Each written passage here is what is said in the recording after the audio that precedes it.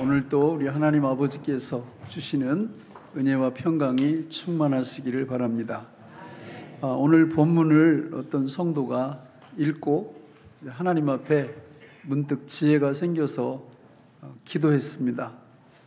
어떻게 기도했느냐면 여기 보니까 하나님께는 하루가 천년 같고 천년이 하루 같다 이렇게 말씀하신 것을 보고 하나님의 시간으로 하루만 더 살게 해 주옵소서 이렇게 기도를 했습니다. 응답이 즉각 왔습니다. 그래, 하루만 기다려. 그러니까 이렇게 기도한 거죠. 하나님 천년만 더 살게 해주세요. 이렇게 기도했더니 얼마 기다리라고요? 천년 기다리라고 이렇게.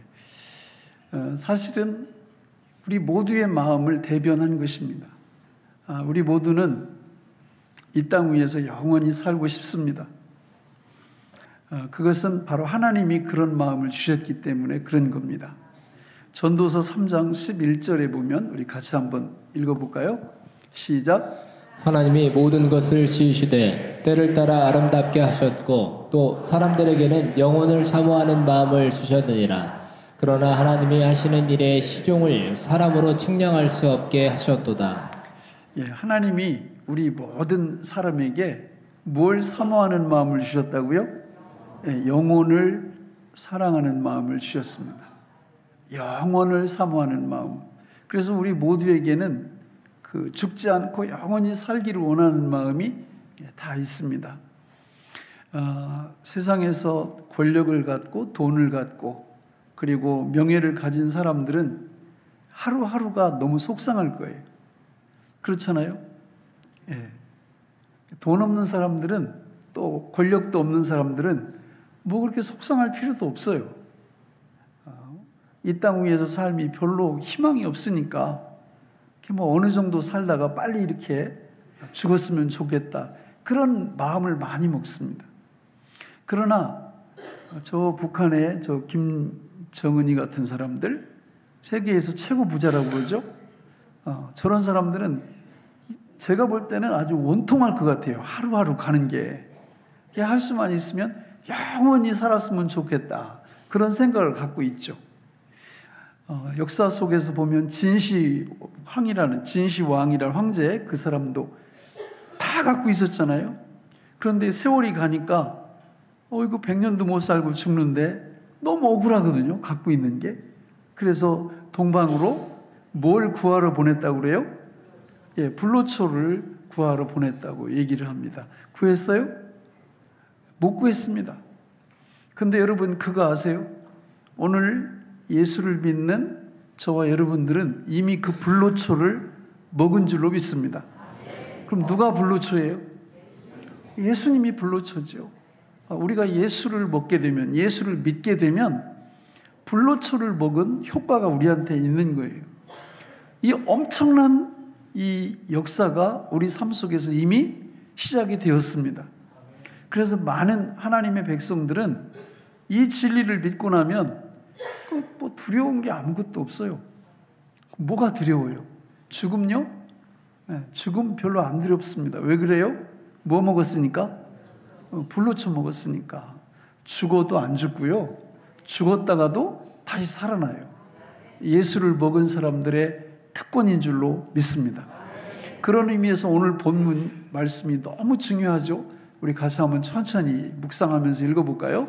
시작. 사랑하는 자들아, 주께는 하루가 천년 같고 천년이 하루 같다는 이 한 가지를 잊지 말라. 주의 약속은 어떤 이들이 더디다고 생각하는 것 같이 더딘 것이 아니라 오직 주께서는 너희를 대하여 오래 참으사 아무도 멸망하지 아니하고 다 회개하기에 이르기를 원하시느니라. 그러나 주의 날이 도둑같이 오리니 그날에는 하늘이 큰 소리로 떠나가고 물질이 뜨거운 물에 풀어지고 땅과 그 중에 있는 모든 일이 드러나리로다. 이 모든 것이 이렇게 풀어지리니 너희가 어떠한 사람이 되어야 마땅하냐? 거룩한 행실과 경건함으로 하나님의 날이 임하기를 바라보고 간절히 사모하라. 그날에 하늘이 불에 타서 풀어지고 물질이 뜨거운 불에 녹아지려니와 우리는 그의 약속대로 의가 있는 곳인 새하늘과 새 땅을 바라보도다. 아멘. 주의 날이 어떻게 온다고 그래요? 도둑같이. 주의 날은 예수 그리스도의 재림을 뜻합니다. 주님의 재림이 도둑같이 이 땅 위에 임할 거를 여러분 정말 믿으시나요? 예. 우리의 신앙을 점검하는 중요한 수단 중에 하나가 바로 예수님의 재림에 대해서 어떻게 생각하고 살아가느냐 하는 것입니다. 만약에 여러분들이 삶의 의미가 없고 또 무기력하고 이런 삶을 계속 살아가고 있다면 우리의 생각에 마땅히 있어야 될 생각 대신 엉뚱한 것을 붙잡고 있기 때문에 그렇습니다.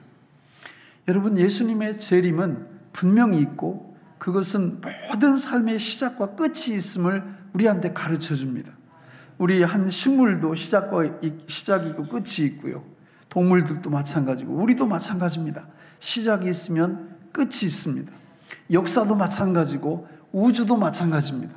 이 우주의 종말은 바로 우리 주님의 재림과 더불어 끝장날 줄로 믿습니다. 토요일마다 우리 직분자들이 전도를 나갑니다. 오후 2시에. 어제는 저도 나갔습니다. 평택역에 가서 복음을 계속 전하는데 한 전도지를 10장 정도 주면 한 2명 정도, 3명 정도 받아요. 나머지 7명은 반응이 어떨까요? 아이고 수고 많으십니다. 이럴까요? 예? 아니면 무안을 줍니다. 창피를 주고요. 듣기 싫은 소리를 계속합니다. 시끄럽다는 둥, 왜 삶을 방해하느냐는 둥. 여러분, 예수 믿는 사람들은 이런 고난을 좀 받으셔야 돼요. 딱 한 분만 아멘을 하네요. 여러분, 예수님 때문에 우리가 이 땅 위에서 무슨 고난을 받아요? 그럼 전도를 해보세요. 고난 자동으로 옵니다. 자동으로. 무안하고요. 어떤 때는 확 한마디 해주고 싶고. 우리가 전하는 내용은 복음이거든요. 예수 그리스도의 심판자 되심, 그분의 재림과 더불어 모든 역사가 끝나고 새하늘 새 땅이 펼쳐질 거라는 이 복음을 전하는데, 이거를 세상 사람들은 잘 받아요, 안 받아요? 안 받아들입니다. 저는 전혀 이상할 게 없다고 생각해요. 진짜 이상한 게 뭐냐면 교회 울타리 안에 들어와 있는 우리들. 오늘 본문에 보면요, 읽어보면 너희 중에 아무도 멸망하지 않고 다 구원받기를, 회개하고 구원받기를 원한다. 이럴 때 이 너희라는 말이 불신자를 두고 하는 말이 아니에요. 예수를 믿는다고 하는 사람들 중에 구원받지 못할 사람들이 많이 있다는 것입니다. 그런 사람들이 회개하고 하나님 앞에 돌아오기를 원한다. 그런 말씀을 지금 하고 있는 거예요. 여러분, 왜 세상 사람들은 물론이지만 교회 울타리 안에 있는 사람들도 왜 구원을 못 받는 사람들이 그렇게 많이 일어날까요? 그것은 바로 하나님과 그분의 말씀을 믿지 않기 때문에 그런 것입니다. 여러분, 교회를 10년 다녔다, 20년 다녔다, 이게 중요한 것이 아니라 예수 그리스도를 바로 믿느냐, 이것이 중요한 줄로 믿습니다. 예수님의 재림을 우리가 어떻게 받아들이느냐, 스스로 물어보세요. 우리 신앙의 건강 척도를 우리가 예측해 볼 수 있어요? 평가해 볼 수 있습니다. 스스로 물어보세요. 예수님의 재림을 진짜 기다리고 사는가? 아니면 나하고 상관없는 일로 내가 여기고 사는가? 일반적으로 많은 사람들이 예수님의 재림을 중요하지 않게 생각하는 이유가 한 3가지 정도가 있습니다. 첫 번째는 왜 그러냐면 재림에 대한 잘못된 견해들 때문에 그래요. 특히 마태복음 24장 36절에 보면 이런 말씀이 나옵니다. 같이 읽어볼까요? 시작. 그러나 그날과 그때는 아무도 모르나니 하늘의 천사들도 아들도 모르고 오직 아버지만 아시느니라. 그날과 그때는 예수님의 재림의 때입니다. 예수님의 재림의 때는 누구만 아신다고 말씀해요? 하나님 아버지만 아신다. 지금 예수님이 하시는 말씀이에요. 예수님이 나도 모른다는 거예요. 나도 모르고 하나님 아버지만 아신다. 이렇게 분명히 말씀을 해놨어요. 이게 진리입니다. 그런데 역사 속에서 보면 헛소리 하는 사람들이 나타나요. 예수님의 재림의 날짜를 자기가 안다. 하나님이 나한테 직통 계시를 주셨으므로 내가 그 날짜를 안다. 이렇게 주장을 하는 사람들이 역사 속에서 부지기수로 나타. 부지기수로. 그럼 여러분 어떻게 하실 거예요? 이 마태복음 24장 36절의 말씀을 붙잡을 겁니까? 그 재림 날짜를 안다고 하는 그 사람을 믿고 따라갈 겁니까? 당연히 말씀을 붙잡고 따라가면 안 되죠. 그죠? 자, 여기까지는 답이 쉬워요. 그런데 이 사람이 손을 얹고 기도만 하면 어떤 병이든지 고쳐내. 기적이 나타나요. 기적이. 그럼 어떻게 하실 거예요? 아, 왜 대답을 안 하세요? 따라갈 거예요? 아니면 말씀 붙잡고 아니라고 할 거예요? 아니라고 해야죠. 근데 글쎄요. 1992년 10월 28일 제가 신학대학 4학년 때 이장님이라는 사람이 나타나서 제가 89년도에 들어갔는데 그 몇 년 전부터 계속 1992년 10월 28일에 누가 이 땅에 오신다? 예수님이 오신다. 자, 그렇게 말했을 때 전국에 있는 수많은 성도들이 따라갔어요? 안 따라갔어요? 엄청나게 많이 따라갔습니다. 왜 따라갔을까요? 지금 제가 말씀드린 그것 때문에 따라간 거예요. 아무 일도 안 일어나면 안 따라갔어요. 쉽죠? 이게 거짓말 이렇게. 아니 그런데 기적과 이사가 너무 많이 나타나는 거예요. 그들이 모이는 집회 속에서. 그러니까 사람들이 따라가기 시작하는 거예요. 그게 너무 안타깝죠? 그래서 10월 28일 92년 오셨어요? 안 오셨어요? 안 오셨어요. 그랬더니 그 사람들이 뭐라고 얘기해요? 예수님의 재림이 연기됐다. 이렇게 해요. 그 사람들은 지금 흔적도 없어요. 흔적도 없다고. 여러분, 기적과 이적은요, 스님들도 할 수 있어요. 예수님과 전혀 상관없는 집단에서도 그 인도의 그 구루들, 그 힌두교의 성직자들요, 유튜브에서 그 배가 막 이렇게 나와 있는 사람을 손을 얹고 무슨 주문을 해오는데 눈앞에서 배가 들어가더라고. 그런다고 그 사람들이 우리 영혼의 구원을 책임질 수 있는 사람들이 아니잖아요. 하지만 사람들은 안 따라갈 수가 없는 거예요.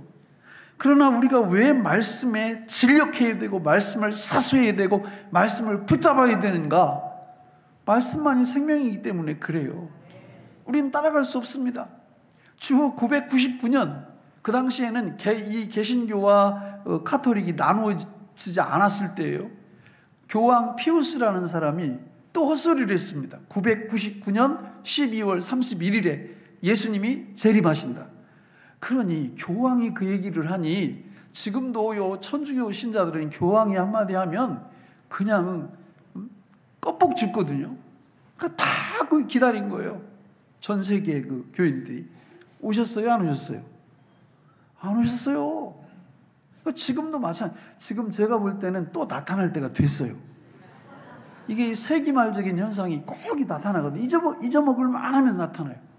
그래가지고 예수님 언제 이렇게 오신다. 그리고 말만 하면 사람들이 안 따라갈 텐데 뭐가 나타난다?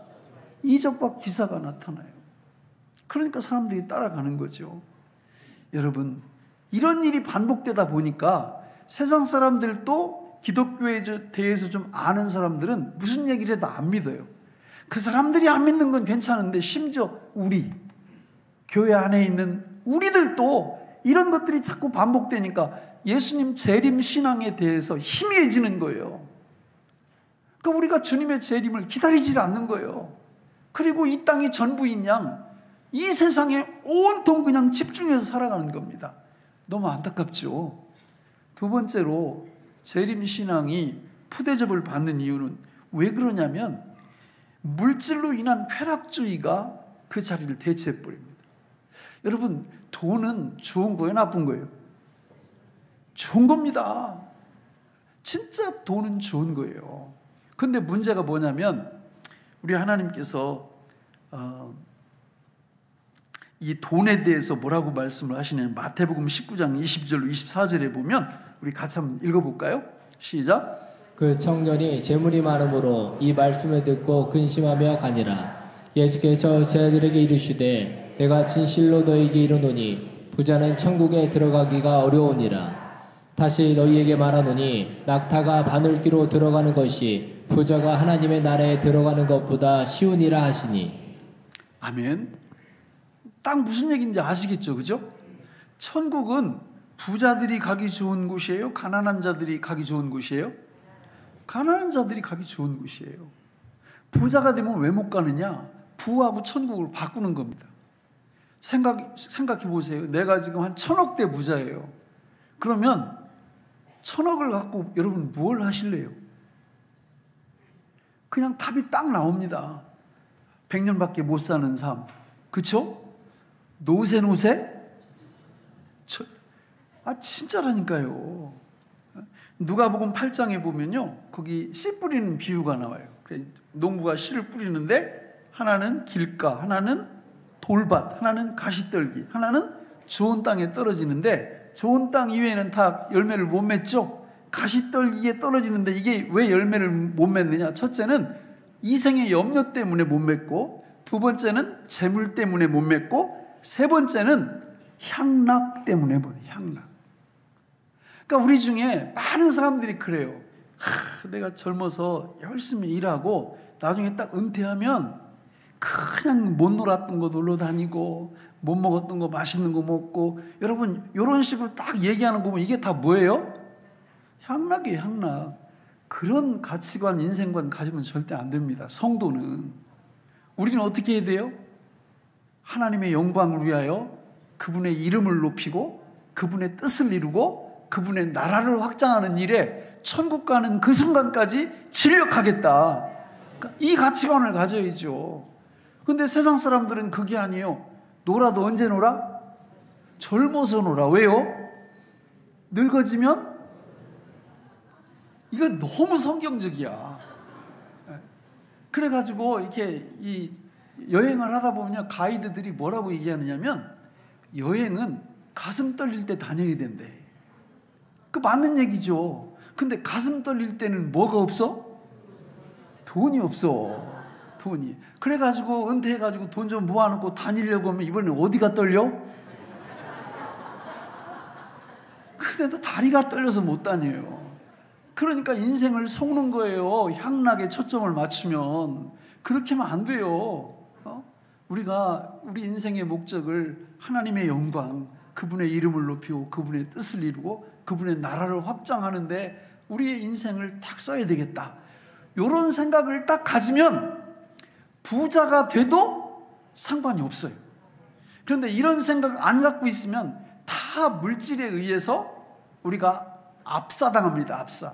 그래서 잠언 30장 7절로 8절에 보면 이 위대한 기도 제목이 나옵니다. 같이 읽어볼까요? 시작. 내가 두 가지 일을 주께 구하였사오니 내가 죽기 전에 내게 거절하지 마시옵소서. 곧 헛된 것과 거짓말을 내게서 멀리하옵시며 나를 가난하게도 마옵시고 부하게도 마옵시고 오직 필요한 양식으로 나를 먹이시옵소서. 아멘. 8절에 보세요. 헛된 것과 거짓말을 내게서 멀리하옵시며 나를 가난하게도 마옵시고 부하게도 마옵시고 오직 필요한 양식으로 나를 먹이시옵소서.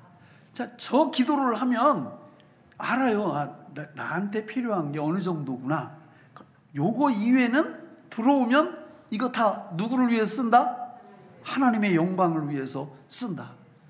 제가 한 달 전에 이렇게 건강 검진을 받았어요. 그래서 위 내시경도 하고 대장 내시경 다 했는데 다른 데는 다 정상인데 뱃살이 너무 많대요. 이거 빨리 빼야 된대. 그래가지고 지금 숙제가 생겼어요. 이거 어떻게 빼나. 이게 마찬가지예요. 아무리 좋은 음식도 이게 우리 안에 필요한 것만큼만 들어와야지, 이게 넘치게 들어오니까 그게 우리 건강을 해친다 그 말이죠. 물질도 마찬가지예요. 우리가 알아요. 나한테 얼마 정도 있으면 되겠다. 어느 정도 준비해 놓고 있으면 되겠다. 나머지는 다 어떻게 사용한다? 주의 영광을 위해서 사용한다. 여러분, 이런 야무진 결단을 딱 갖고 경제 생활을 해보세요. 그러면 하나님이 아마 엄청 쏟아 부어주실 것 같은데. 그런데 대부분 사람들은요, 돈이 어느 정도 생기면 뭐부터 받고? 잘 아시잖아요. 또 그 다음에 뭐 받고?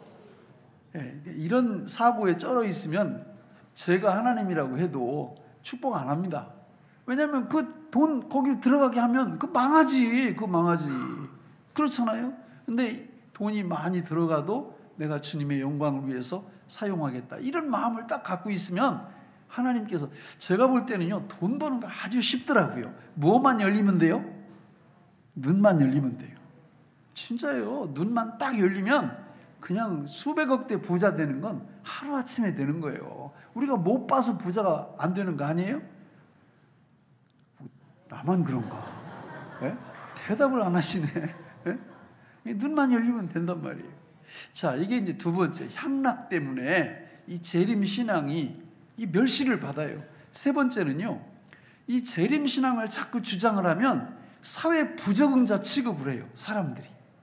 이게 참 큰 오해인데, 그러니까 우리가 주님의 재림이 얼마 남지 않았다, 우리는 주님의 재림을 사모해야 된다, 이렇게 다 살아가면 그 사람은요, 세상 비관자 혹은 도피자, 사회 부적응자, 이런 식으로 오해를 하는 거예요. 그런데 제가 볼 때는 반대예요, 반대. 우리 삶 속에서 삶이 자리가 안 잡혀, 뭔가 불안해, 이런 분들은요, 가치관이 잘못된 거예요. 성경적 가치관이 아니라 주님의 재림을 늘 기다리고 이런 삶이 아니라 엉뚱한 데 마음이 가 있는 거죠. 오히려 그러니까 삶이 흔들리는 겁니다. 그렇게 안 해서 문제라는 거죠. 자, 그러면 이 땅 위에서 살면서 우리가 어떻게 할 때 주님의 재림을 기다리면서 멋진 성도의 삶을 살 수 있을까? 역시 세 가지로 간단하게 말씀을 드리겠습니다. 자, 우리 오늘 본문인 베드로 후서 3장 11절로 13절을 같이 읽어볼까요? 시작. 이 모든 것이 이렇게 풀어지리니 너희가 어떠한 사람이 되어야 마땅하냐? 거룩한 행실과 경건함으로 하나님의 날이 임하기를 바라보고 간절히 사모하라. 그날에 하늘이 불에 타서 풀어지고 물질이 뜨거운 불에 녹아지려니와 우리는 그의 약속대로 의가 있는 곳인 새하늘과 새 땅을 바라보도다. 자, 저기 말씀에 보시면 12절, 하나님의 날이 임하기를 바라보고 어떻게 하라고요? 간절히 사모하라. 소원을 어디다 두고 살라는 거예요? 주님의 재림에 두고 살라, 그 말이에요. 여러분, 소원이 무엇입니까? 여러분, 소원이 뭐예요? 가장 소원을 알아보려면 내가 갖고 있는 물질이나 시간이 어디로 가장 많이 들어가는지를 보면 아실 수 있어요. 우리의 소원은 뭐가 되어야 된다고요? 주님의 재림이 되어야 돼요. 우리 주님은요, 지금 오실 수도 있고요, 5년 후에 오실 수도 있고 100년 후에 오실 수도 있어요. 그러나 주님의 재림을 간절히 사모하고 사는 것은, 이건 우리 삶의 균형, 그리고 우리 삶의 모든 그 안정, 이 모든 것들의 가장 필수가 되는 거예요. 오늘 우리의 마음을 한번 살펴보세요. 여러분, 주님의 재림을 정말 사모합니까? 저기 보면 어떻게 사모하라고 그랬어요? 간절히는 어떻게 하는 게 간절이에요? 간이 저리도록? 초대교회 성도들은요, 인사말이 뭐였어요? 마라나타예요, 마라나타. 주 예수여 어서 오시옵소서. 우리는 인사말이 뭐예요? 기까지 봤자 안녕하세요. 밤새 안녕. 옛날에 하도 이게 침략을 많이 당하고 막 이러니까 밤에 막 없어지는 사람들이 많아요. 죽는 사람들도 많고. 그러니까 아침에 눈 뜨면 너무 반가운 거야. 그래서 안녕했느냐고, 그냥 안녕하시냐고. 우리도 인사말을 좀 이렇게 바꿔야 될 때가 됐어요. 뭘로 바꿀까요? 마라나타. 아멘 주 예수여 어서 오시옵소서. 여러분, 이게 중요합니다. 우리 마음을 늘 점검을 해보세요. 대부분 마음이 불안하고 뭘 해야 될지 모르고 몸이 건조하고 우울하고, 이거 다 왜 그런 줄 아세요? 마음의 소원이 없거나 마음의 소원이 잘못됐거나 그래서 그런 거예요. 하나님은 우리가 이 땅 위에서 담대하고 당당하게 살기를 원하신다고 성경에 몇백 번이나 나와요. 그런 삶을 살기 위해서는 우리 마음이 정돈이 잘 되어야 돼요. 어떻게 해요? 누구를 사모하는? 예수님의 재림을 사모하는, 그리고 간절히 사모하는 그런 마음이 있을 때 그때 모든 게 이렇게 자리가 잡힌다. 자리가. 이런 복을 받으시기를 축원합니다. 두 번째로 예수님의 재림을 준비하는 자세는요, 우리 사도행전 16장 30절로 31절을 같이 읽어보겠습니다. 시작. 그들을 데리고 나가 이르되 선생들이여 내가 어떻게 하여야 구원을 받으리이까 하거늘 이르되 주 예수를 믿으라 그리하면 너와 내 집이 구원을 받으리라 하고. 아멘. 누굴 믿어야 돼요? 주 예수님을 믿으셔야 돼요. 주 예수를 믿는다는 얘기는 그 예수님이 내 안에 오셔서 나를 살아주신다. 나를 살아내신다. 이 진리를 믿으라는 거예요. 이게 나는 목회하면서요. 진짜 안 돼요. 진짜 안 돼. 여러분 보세요. 구약과 신약의 믿음 생활이 같아요? 달라요? 엄청 달라요. 왜 달라요? 누구 때문에 달라지는 거예요? 예수님 때문에 달라지는 거예요. 만약에 이게 원리가 같다면 누가 오실 필요가 없는 거예요. 예수님이 오실 필요가 없는 거예요. 구약은 어때요? 2단계로 2단계. 하나님이 말씀하시면 누가 순종해요? 백성이, 내가 순종하는 거예요. 구약에는 여러분 율법이 그거예요. 하나님이 말씀하시면 안식일 지켜라 그러면 누가 지켜요? 내가 지키는 거죠. 신약은 이 둘 가운데 사이에 뭐가 하나가 들어간단 말이에요. 뭐가 들어가요? 누가 들어가요? 예수 믿음이 들어가요. 예수 믿음이. 예수님이 그래서 이 땅에 오신 거고 죽으셨다가 부활 승천하셔서 성령을 보내셔서 성령으로 우리 안에 들어오신 거잖아요. 그래서 구약에는 안식일 지켜 그러면 아멘 그리고 내가 지키는 거예요. 못 지키면 제사 드리는 거고. 신약에는 안식일 지켜 그러면 아멘 하기 전에 뭐가 와야 돼요? 우리 안에 거하시는 예수를 믿는 믿음이 와야 돼요. 그게 2단계고 3단계는 그 주님과 함께 내가 아멘으로 순종할 수 있는 겁니다. 이게 믿음이에요. 이게 믿음. 이 믿음이 있어야 예수님의 재림이 언제 와도 놀라지를 않아요. 왜? 그분과 함께 늘 동행하잖아요. 동행했잖아요. 그런데 많은 분들이 신약시대를 살아가면서도 늘 구약시대 신앙으로 사는 거예요. 그러다 보니까 안식일 지켜라 그러면 자기가 하려고 하다가 안 되면 뒤로 누워가지고 아무것도 못하는 거예요. 누구하고 갈등 있고 싸우면 구약식으로 하면 누가 다 해결해야 되는 거예요? 내가 다 해결해야 되는 거예요. 그러다가 하다 안 되면 뒤로 벌렁 누워가지고 나 못해 이렇게 되는. 그게 아니죠. 이 3단계 3단계. 누구하고 싸웠어요? 그럼 여기 믿음이 몇 번? 3번이잖아요. 나는 할 수 없지만 내 안에 계신 주님이 다 하신다. 내가 그 진리를 믿고 나면 하나님이 모든 능력 주셔서 내가 다 할 수 있게 되는 이 놀라운 믿음, 놀라운 복음. 여러분, 이 복음의 삶을 우리가 붙잡고 있을 때 우리는 주님의 재림을 잘 준비하는 삶을 살 수 있게 되는 것입니다. 마태복음 25장에 보면 그 열처녀 비유가 나와요. 열처녀 비유. 5처녀는 슬기롭고 5처녀는 슬기롭지 못해요. 왜 그래요? 뭐가 차이가 나요? 뭐 준비한 거? 기름. 그 기름이 뭐예요? 믿음이에요. 믿음. 그 기름이 믿음이라고. 그러니까 믿음이 있으면 주님이 언제 오시든지 상관이 없어요. 근데 믿음이 없으면 이게 주님이 딱 오시면은 영접을 못하는 거예요. 그걸 우리한테 가르쳐 주고 있는 것입니다. 마지막 세 번째는 누가복음 21장 34절로 36절을 같이 한번 읽어볼까요? 시작. 너희는 스스로 조심하라. 그렇지 않으면 방탕함과 술 취함과 생활의 염려로 마음이 둔하여지고 뜻밖의 그날이 덕과 같이 너희에게 임하리라. 이날엔 온 지구상에 거하는 모든 사람에게 임하리라. 이러므로 너희는 장차 올 이 모든 일을 능히 피하고 인자 앞에 서도록 항상 기도하며 깨어 있으라 하시니라. 아멘. 여러분, 주님의 재림은 뭐처럼 임한다고요? 덫과 같이 임한다고. 덫은 그냥 예고 없이 탁 이렇게 덫을 놓으면 동물이고 뭐 이렇게 잡히잖아요.